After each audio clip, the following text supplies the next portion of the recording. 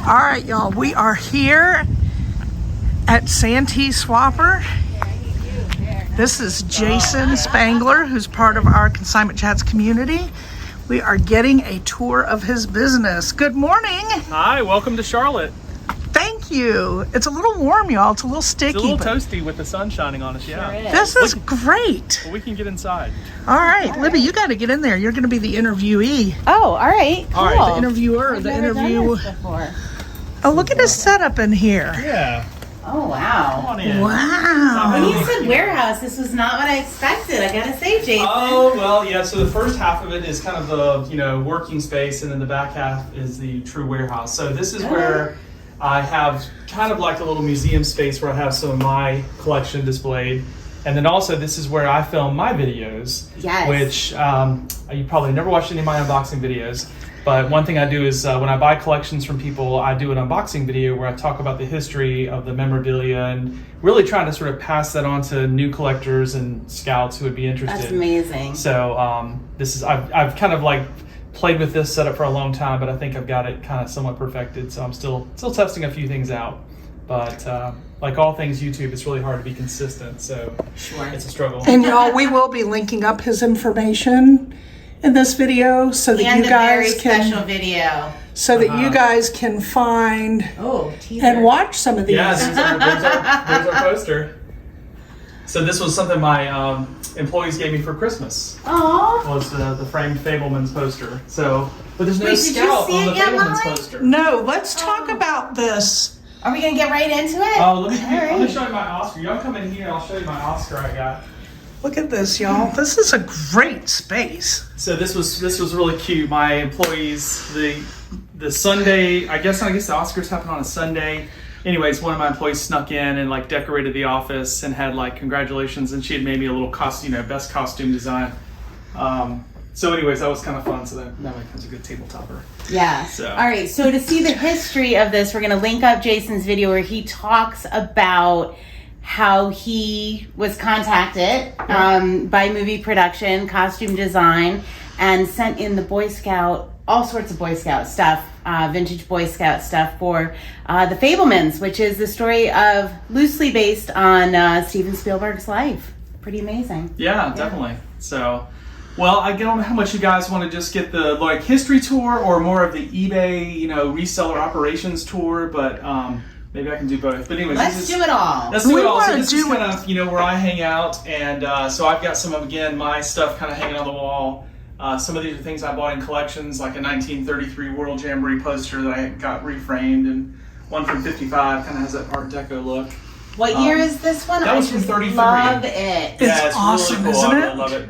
Wow. So that's nice, and and then I guess if you're a Boy Scout, you have to have things like hand axes and knives and whatever. But and then this is kind of cute. I have these paddles. So in the summertime, I work as a summer camp director, and unfortunately, I forgot to do it this past summer. I got too busy. But these are the staff paddles that I've had the staff sign at the end of the summer. So kind of my little mementos of having been the camp director, and so that's that. So this is kind of where my quiet space where I get to work, and this is my what Superman would call it his fortress of solitude. Yes. So we can take you through the rest of it. So restrooms, that's important, and then this is kind of where all the important stuff happens. So I have two ladies that work for me pretty part-time. Maybe they're 15, 20 hours a week, depending on how busy we are. And they kind of set their own schedule. They're, contract employees. They kind of pick the hours they want to work. And if they want to go to the beach, they go to the beach. And if they have, other plans, they just communicate with me. But they're awesome. One of them does all the shipping and answers eBay questions. Would you imagine paying someone to answer all the eBay questions? Please. So when they say, "Can I see another picture of the back?" then she just does all that. It's amazing. The other lady she does some shipping as well, and then she does a lot of listing is what her thing is. Okay. And these boxes now, when you say listing, does she do the photos as well? So that is that is really my bottleneck. Okay. Probably everybody's bottleneck, right? And Most people's, yes. I'm really working on that right now to try to figure out if I can maybe find another person to be a lister, because I've I'm prototyping a new way of listing that should be faster, but the way we do it right now is a little convoluted. So just to give you an example, and I can show you the boxes back here. All of these here are represent boxes of patches. Usually there's about 200 items in a box. So I don't know what the math would be. There's over 40 boxes there that are photographed or scanned, but when they get over here, then they're ready for me to list. So you can see the backlog we have of like a lot of stuff photographed, ready to go. Very few stuff has made it over here where it's got the title written and the images are cropped and cleaned up. So this is kind of the backlog. I got to fix this. And then I still have lots more stuff that hasn't been photographed yet. So, you know, the money piles. Yeah, I think this is very standard for most sellers. Yeah, right. Yeah, just trying to keep track of it.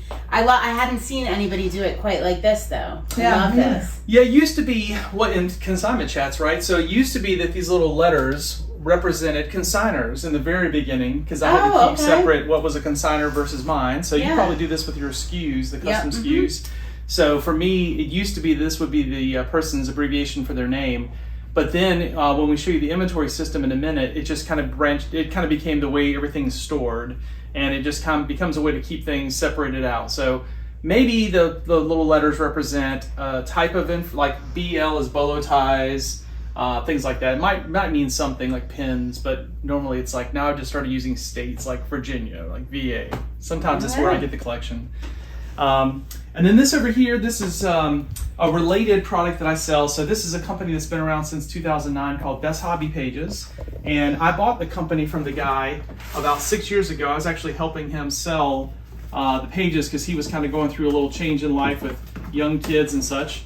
But I can show you what this is. But essentially it's a plastic album pages for collectors. And so especially for memorabilia collectors that are in my niche, this is kind of the premium way to store your collection. So it has basically an envelope that goes into a page, and this is all like archival grade plastic, so it's really, really, nice stuff, and it's all made in the USA. So I have a Shopify store where I sell these pages and envelopes, and then people can go there, and we ship them all over the country. And then sometimes if I go to an event, I can hand deliver the product as well. So this is kind of like, a side business within the core business of selling scouting memorabilia, selling kind of collector supplies. Oh, that's fascinating. Yeah, so this was, good for me because like every person who buys a scout patch from me or scout neckerchief potentially would be a customer for Best Hobby Pages. So the thing that I haven't done, because I'm just not that good, is I haven't figured out, okay, it's called Best Hobby Pages, it's not called Best Scout Patches. If I was really smart, I would figure out how to market this to other hobbies, and I'd be selling this on Amazon, yada yada.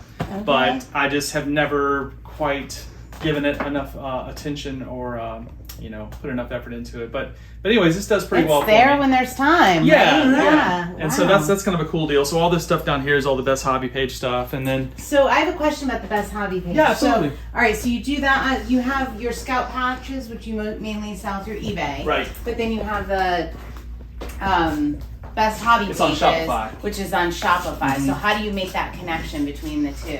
Yeah, so what I do is a lot of marketing, and this is something that probably a lot of your folks do, is like with every eBay order, I'm trying to push people to the Best Hobby Pages, right? So I give like a little business card that's a sample with a discount code where you can order a sample set of this. Sometimes we'll actually mail samples out, and then sometimes we even make little flyer things, like that sort of deal.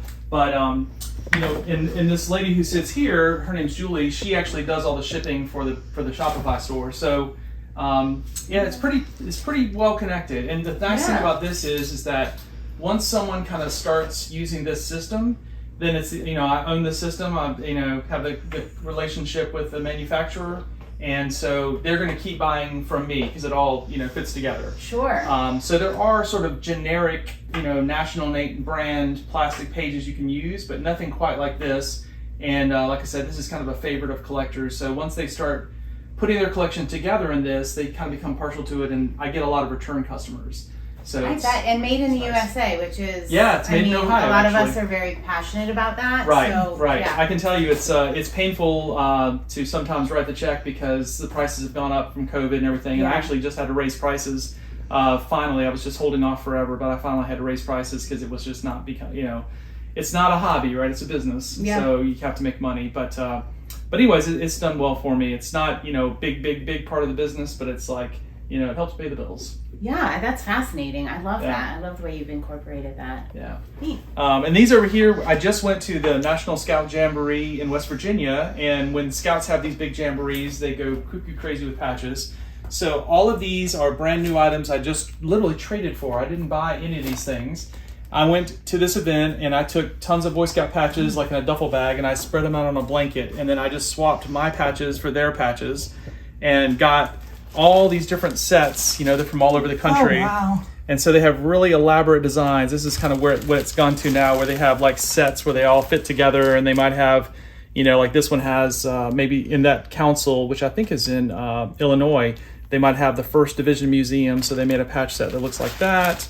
Or I think this one here is from Michigan, and it has cars. No, this one's from Gulfstream Council, which is Alabama, and they have sort of that space, part of Alabama. So people kind of do that. And then the one from my area, I actually helped design this patch set. We called it the Pride of the Palmetto set. And so these are all military installations in South Carolina, and these are the planes that are associated with that. So like in Beaufort, right? Yes. Marine Corps Air Station Beaufort, they have the F-35. And then in Charleston, of course you've been there, they have those big, I think it's a C5 or C3 or whatever it is. When you hang out in Charleston, if you go for a weekend, you're sure to see You'll one see them, fly you can't over. help, yeah. And I actually was born at Shaw Air Force Base in South Carolina, in Sumter, and that's the F-16 they have there. So it's kind of like everybody, it's like what are you proud of with your hometown or something? They put that on their patches. But they make these ridiculous sets, and then you have to trade for the whole set. So anyways, I've been selling these a lot since I got back from that, which was right around the end of July. Very And cool. so we just put them here. Normally all the inventory stays in the back, but we're selling so many of these because they're kind of hot potatoes. We're, keep it right here. So. Ooh, when I go home, I'm going to check with my cousin Andy, because he is an Eagle Scout, and I'm kind of curious what our patches look like. Yeah. I have no idea. Right. Wow. Well, the interesting thing about FlipCon was so many people, when I said, Boy Scout patches, they were like, oh, I have some Boy Scout patches. Yeah. Like, one thing about scouting memorabilia is that people tend to hold on to it, if for no other reason, just true sentimental value. Sure. And it sits in a box for years and years and years, and they move houses and they take that box around. And then so kind of what happens on my end is eventually, usually when people get up to their 60s or 70s, they have this conversation with their family, and it's like nobody wants the old, dad's old scout stuff. And so they might go on, Google and find me. And then we'll have a conversation about it, and they can see that I'm, like a real scouter. I work at a summer camp. I go to jamborees, and, we'll have that conversation, and maybe they will, sell me their stuff. And so that's kind of how I get all this stuff. So this stuff I traded for, but most stuff I just buy, a box collection for people. Wow. So I was actually, as we were leaving FlipCon this morning in the lobby, I said we were coming to your warehouse, and like, oh yeah, I'm talking to my uncle, and I've got Jason's info. Okay. I'm gonna reach out to him. So, yep. Cool. And that was a total rando. So this is kind of the list. I call this the collection room, but I've started to turn it into a listing station as well. So because I started off as a collector, so all of these tubs have things that I'm collect and sort of stored away, and some of them they're just in bags, and then some of them have frames and such like I don't know these. Yeah, so this one has like patrol patches. And then this frame has, more patrol patches. And this one has more patrol patches. Well, I don't know why they got so many patrol patches. But, so what is a patrol patch? Yeah, so like, I don't even know. So like in the Fablemans, they were the rattlesnake patrol, and they have this little patch on their shoulder. Okay. And so that's like a little squad of scouts, usually 6 to 8 scouts, and they're all, together, and they, on a camping trip, they cook their food together, and they elect a leader, a patrol leader, that sort of thing. So these are old patrol patches. So I do try to go to scouting events and display my collection, and that's actually something I wish I would spend more time doing, because I feel like that's kind of the mission. So one of the goals for this fall is to build out more frames and kind of get this organized where I can do more of that. So that sounds like a project. Yeah, it's a project. But this is kind of a typical collection. I just got in. I opened this up before FlipCon actually. And this was someone's dad, who was an Eagle Scout from the 1950s, and so he has a sterling silver Eagle medal. And then that's actually a military service medal that he put on there for, for like good conduct medal for like the World War II era post that. And then just the loose patches and stuff. So I haven't really organized these. I guess I put them here to photograph, but I haven't done that yet. And then he went to Philmont Scout Ranch out in New Mexico, and he's from Baltimore. That's a patch from Baltimore area. So all right, so you get like a sash like this, and it has the patches on it.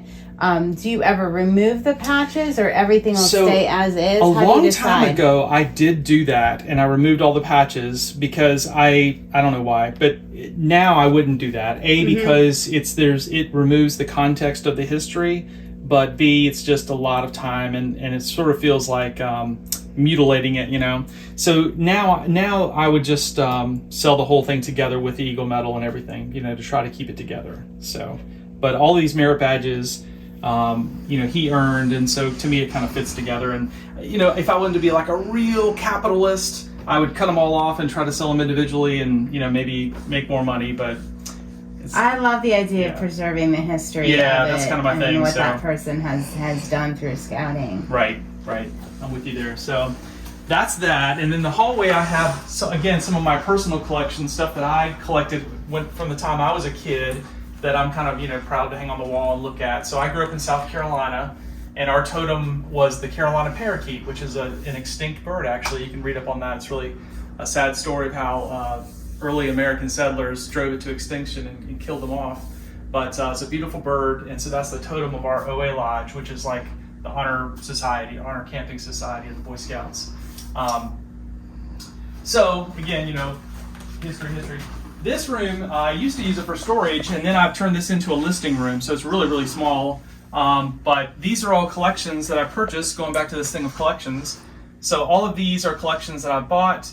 Some of them I've been sitting on for a while, like this one I bought December 13th of 2022. I'm very behind.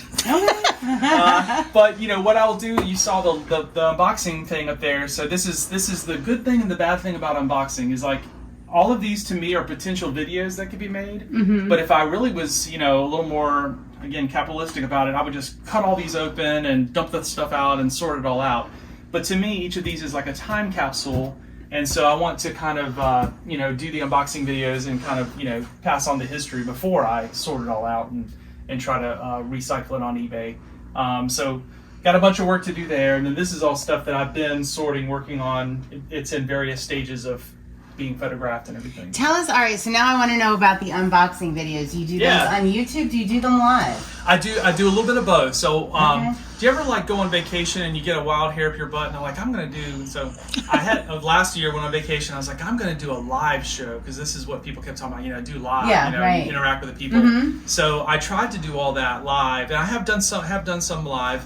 The problem is I'm a little bit too much of a perfectionist, and when you do stuff live, as you all might know, it's not perfect, right? Like you click the button and it does Sometimes this. you open a box and you pull out something you really didn't want to show. Been there, done that. That's right. You gotta be careful. Yeah. So then I got to where I was like pre-recording the unboxing piece and trying to splice it into the live. But then it was just a little, you know, it doesn't quite work as perfect. So I have to make a decision. Am I either going to be just imperfect and it's just going to have glitches, you know, and I do it live, or am I just going to pre-record everything?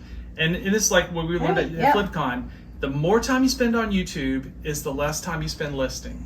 And so, you know, for all these collections that I have, you know, I don't know, maybe I have paid thousands of dollars for this stuff and it's worth hopefully more than that, but it's not opened, right? So I'm sitting on, this is the money pile, box, right? Sitting on it. So I have to kind of really think about that, of how much time do I want to spend in building this YouTube channel. And you know, we had this conversation at FlipCon. My YouTube channel is not for the eBay sellers out there, because that's not really who I'm talking to. It's for the scout people. And so, you know, but it also is kind of my mission as a business to kind of recycle this stuff and tell the story. So I'm sure I'll do unboxings for them, but. All right, so you're kind of like at a pivotal point. So we can have people put in the comments, like if they have like a niche business or something similar. It would be great to hear from you, and kind of let us know what your thoughts on live selling are. And because Jason is at a pivotal point here in his business making this decision. So if you have something that really works for you, let's hear it. Yeah, here's the idea, and this will be, speaking of feedback, this will be good feedback to get. At FlipCon, we heard about people doing Whatnot selling, and the guy from Whatnot was there, Kevin, I think his name was, so got approved for Whatnot. Hey. So one idea I've had is actually to like open a box live and then basically in a Whatnot stream, open the Right. box live. I'd really have to study up on how to do this, but somehow actually sell the items as they come out of the box. Like somehow you can take a picture of them with your, I don't know how that works, but live stream selling it. And again, Boy Scout memorabilia, it might be 10 people watching, versus 100 or whatever people have on their Whatnot streams. But I could see doing that maybe, because it would help with my problem of all this stuff gets piled up on shelves, like you saw 40, thousands of patches waiting for their turn, versus just selling them instantly when they come out of the box. Right. I would highly recommend reaching out to Stuart White. Have you met him? No. He's Franklin Hill Ventures. Okay. He's in Knoxville, Tennessee. He does a live unboxing every Monday morning on Whatnot. Okay. And he's been doing it for a while. He's been in that. Whatnot for a while, and he does a lot of ephemera. But he's in our community, so we need to connect the two of you because he'd be a great help for kind of answering questions and talking to you about that. Yeah, that'd be great. I love the idea of YouTube because you have a recorded video of it and people can go back and watch it. Like if you unbox The history something again, special, because this is all like historical stuff and you don't know, like you might do something really special in the unboxing and then sometimes I pulled stuff out and just lost it, and then sometimes I miss stuff. Like there was this particular uniform, I just remember that there was a pin attached to this little ribbon. Actually, you can see the little rust stains from it. And this pin was a really rare pin. When I took the uniform out, I didn't notice it. And like 6 months later, I was showing this to actually a scout who was visiting my warehouse, and I saw the pin. I was like, oh my gosh! And so that pin sold for over $1,000. Wow. So sometimes there's some real surprises in these collections. And I mean, even that would be fun to go back and watch, right? And you mentioned, you remember that one I unboxed? Yeah. It would be fun to point people back to that. I know. So that obviously Whatnot's not recorded. That's not the point. Right. So that would be a downside. Yeah. But again, talk to Stuart because he's got now where he does his live sales. He does them on Whatnot and on YouTube at the same time. He's figured out a way to do it. Okay. Yeah. Okay. Yeah, they did recently add, I think they said YouTube and Instagram simultaneous streaming. Yeah. Yeah. So well, and I guess there's a way you can have a separate camera recording too that you use for YouTube. So some ways. All right, so this is the back half. Wow. It's a little bit of like Indiana Jones, Holy moly. It just goes and goes. Y'all.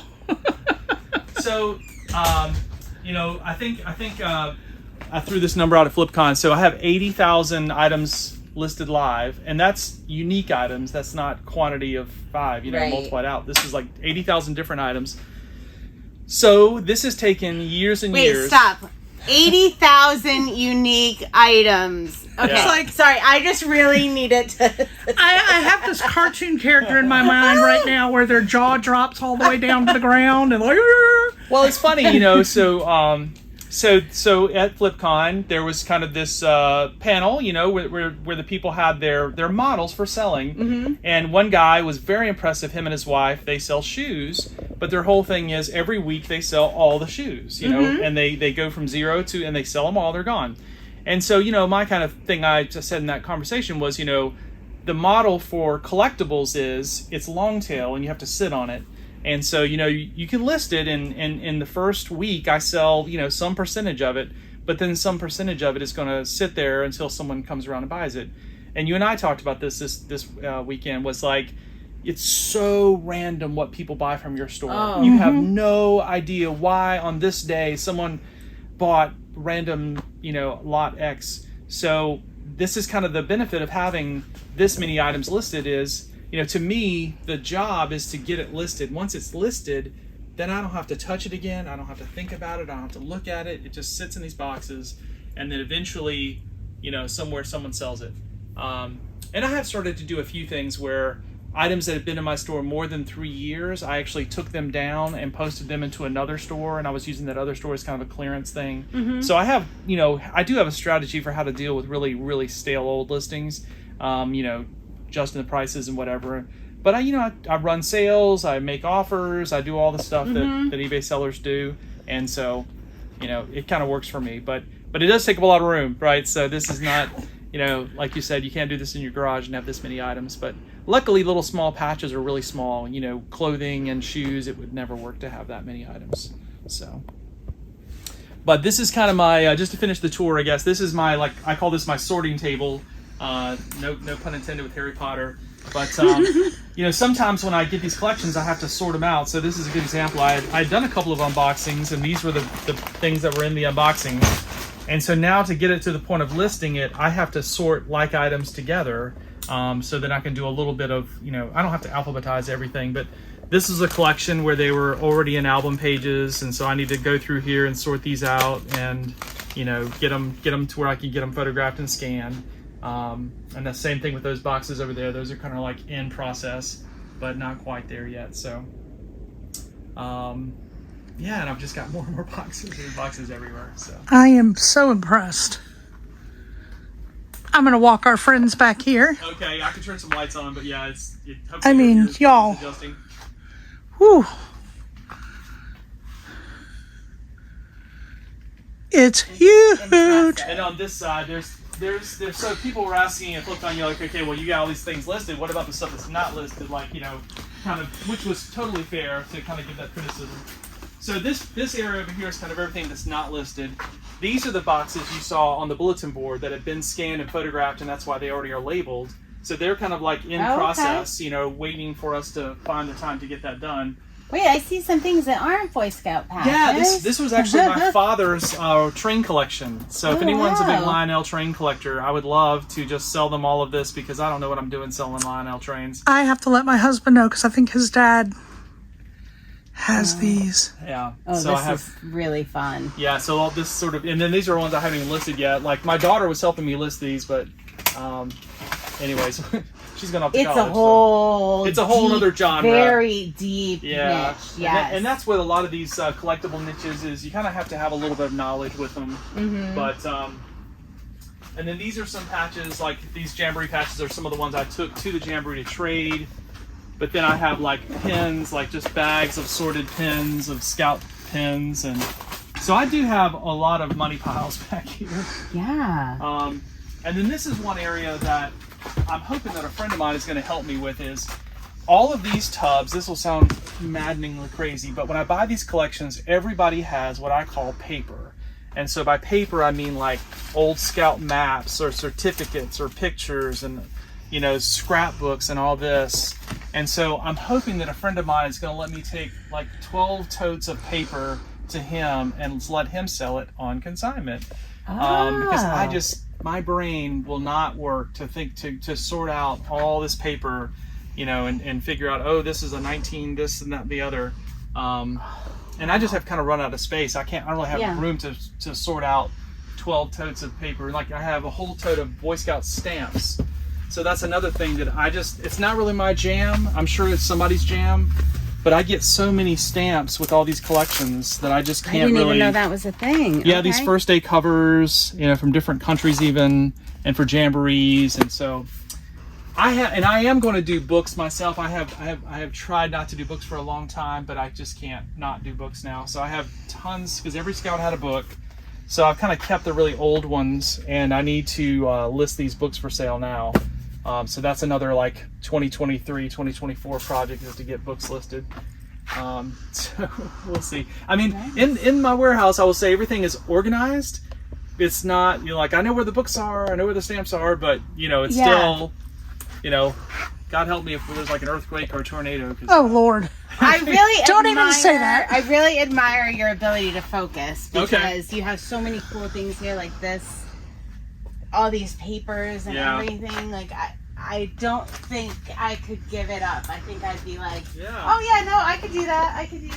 That's from 1916. That's like 100-year-old issue. Hey, that was. I'd just be like, I got to do it because it's so cool. That's the year my dad was born. No kidding. No kidding. So the Scouts were only 6 years old then. Cost 10 cents. But oh my gosh. So it's just a matter of you know, time. Like focusing on the things that are easy to handle and easy to touch and sort and sell. Yeah. And all this stuff is kind of like, not so tell us, I see a couple Girl Scout books up there. Yeah. I actually I was a Girl Scout leader for 6 years. All right. Yeah, I was a Brownie leader all the way through cadets. Right. And so I collected Girl Scout stuff, and sometimes in Boy Scout collections there's a lot of crossover. I get Girl Scout stuff. So I just, again, with books, I have ignored them, put them to the side, but I do have a bunch of Girl Scout books to sell and Girl Scout patches as well. Okay. Girl Scout Now, do you have- collectors, oh yeah, go ahead. they're not as like gung ho, like they collect, but they're for whatever reasons they don't treasure their stuff as much value wise. Like Boy Scout collectors will pay stupid money for some stuff. Right. Girl Scout collectors are a little more, economical about it. So it's Well, not. As I don't lucrative. even know what I did with my Girl Scout. I was a Girl Scout. I don't even know what I did with my stuff. I'm Yeah. sure I don't have it anymore though. Gotcha. So then, like every eBay person, you got the shipping supplies and the printer supplies and all the, trash bags full of stuff and all that. So, but luckily with this warehouse. Now, how do you ship a patch? Yeah, so I just mail them in envelopes with a stamp. So this is that classic thing of like people who sell postcards and other really light, inexpensive things that can go in a first class letter. So unless my cutoff is about $30 or $40. If it's $30 or $40, then I'll do a padded envelope with tracking and all that yada yada. Okay. So I don't qualify for top rated seller because I don't. That was my next question. Yeah. No way, no how. So the thing is, as you know, to mail something in a padded mailer now is almost $4. So a lot of the patches I sell are $5 to $10. So it's just so expensive compared to, so whereas I think normally I charge like $1.25 for shipping and I mail it in a regular envelope. The good thing is I'm selling mostly to scouts, right? And so they don't, they don't try to say, "Oh, I never got it." Right. That's a really good point. Oh, that is such a good point. So it does happen, but it is not a big problem in my business. Now, the standard trading card envelopes, where do patches stand with that? Are they going to incorporate that, do you think? It is like a hope and a dream, and I've sent lots of messages to eBay that they would let us into that program. So yeah, then we would have the tracking, and then I could, qualify for top-rated seller, and probably would do that. But every time I've asked, they have not they added, I think they did add postcards and a few other things because it started with sports cards. But my category is so small. Well, there's 500,000 items in my category, but it's nothing compared to stamps and postcards and whatever. Sure. So it's just not important on the totem pole. Well, it should be easy for them to add in then. Right. All right. There you So go. eBay, I'm just going to send you this video. I hope you're watching. Help this loyal eBay seller out here with there you this. go. Thank Come you on, for do the right endorsement. thing. Yeah, since 1998. Oh, and these walls here, this is kind of part of the sorting process. I think you probably saw that earlier, but like these plastic totes, when I get these collections and I need to sort them, I'll open up all these totes and put them on the tables and everywhere I have space, and then I just separate the patches out into them, and then try and organize it as much as possible before I go and resell it. So. Nice. All right, here's my. There's so many takeaways from this tour, but the one thing I am adding into my new space is absolutely a sorting table. Any tips, tricks, things you like about this one, things you don't like about this one? What would you say? Yeah, so this might be something that someone said earlier, but try to get it back to zero or something. Wasn't that someone once said? Oh yeah, thing? So with a sorting table, it's not a sorting table, it becomes a storage table. So I do put stuff under here that kind of lives under here, like coffee mugs, which I get a lot of as well. But obviously I'm not doing that now, but I need to sort this stuff first, and then I can clear it back out and then go from there. But and then maybe something like this where you have, which you don't have smalls as much as I do, but some way where you can, once you sort it, there has to be a logical system of like, then this, once you sort it, this stuff goes into that tote or this tub or however you're going to do it. So no, this is actually very similar to what I do because I do a lot of jewelry. Oh, that's yeah. jewelry. So I will put. Actually, I made you do that. Right. We just before did that we at my left. house right before there you I FlipCon. was like, I have an answer for you. So you probably have one of these. Get a little label making machine. So this is my little friend, little Dymo. And so I try to make labels for everything in this warehouse so that I can find things and they stay organized. So all these totes have organized. And you label it right when you're doing it, right? Yeah, I think that is like right. Don't let it get away from you. Yeah, So. it gets away so easy. Oh, I'll remember that. Yeah. No, you won't. You won't remember. Label it right away. You won't remember. Right. Exactly.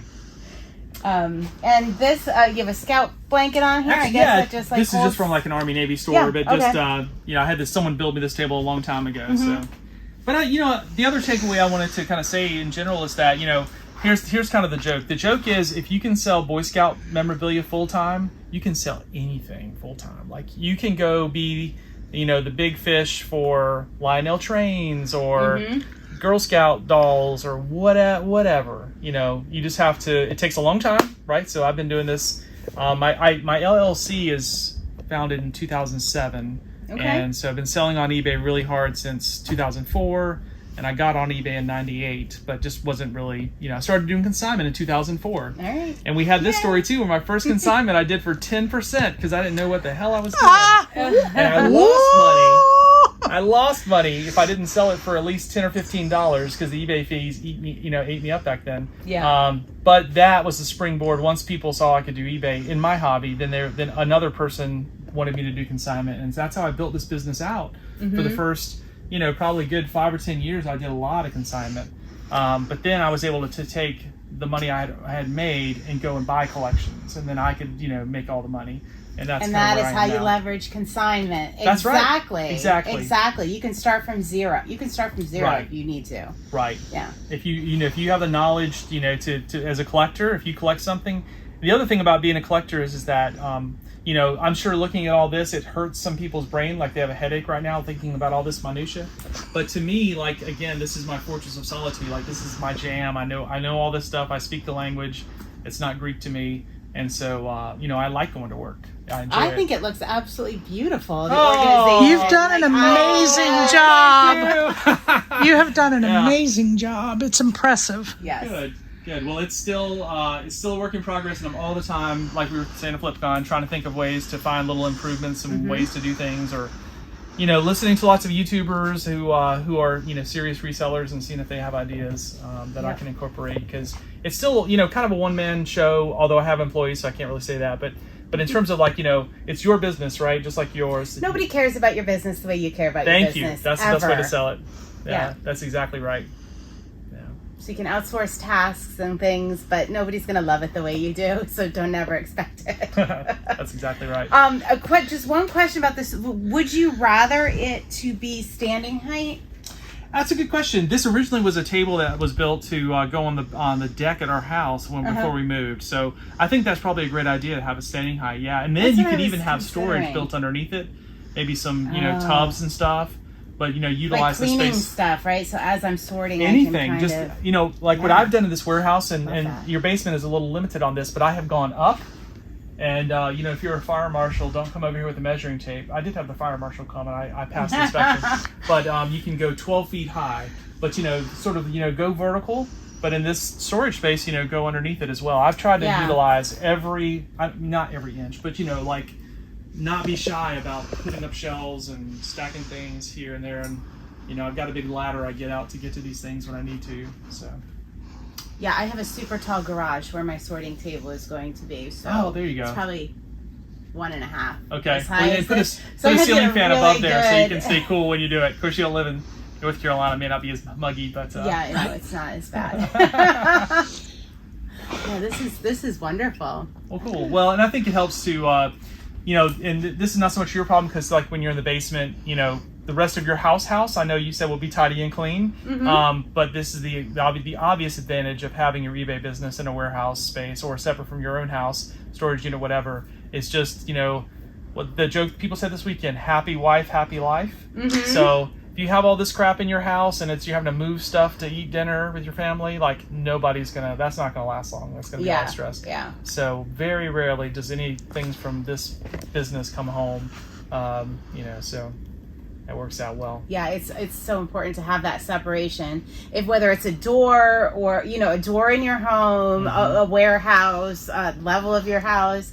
No matter what your situation, think about that separation because the other thing is you want to work all the time when the work is right in front of you. Yeah, right. Especially if you're workaholics like us.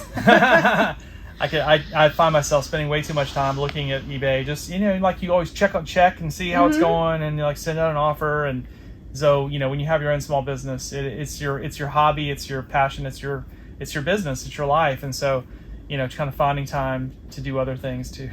That's mental health balance. Yes, we all do have families. Yes, that's right. There are and children. They still love us in some form or another.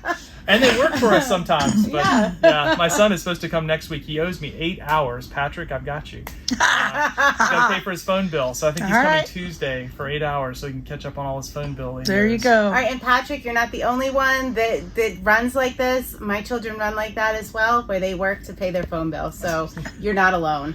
Yeah. It's the universal rule. Phones are not free. Well, this, Jason, has been amazing. Well, good. I know we talked about doing this over and over again. I am so glad that we finally got to do this and that Libby was in town. Next trip, we'll get Samantha in town. She can come ooh and ah over this. Why don't I come behind here? This has been amazing. Get you guys together for the closing shot. Oh, well, No? okay. Okay. Well, I mean, you've been behind the camera the whole time. I know. Camera. Very nice. Thanks, y'all. Thank you. Thanks. Thanks for joining Libby, Molly, and Samantha, the ladies of Consignment Chats, as we build a resourceful community of collaborative resellers. Find all the ways to connect with us on consignmentchats.com. Episodes are available on YouTube and anywhere you get your podcasts. In addition, join our free private Facebook community.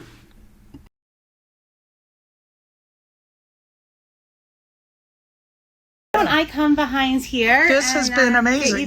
Get you guys together for the closing shot. Oh, well, No? okay. Okay. Well, I mean, you've been behind the camera the whole time. I know. Camera. Very nice. Thanks, y'all. Thank you. Thanks.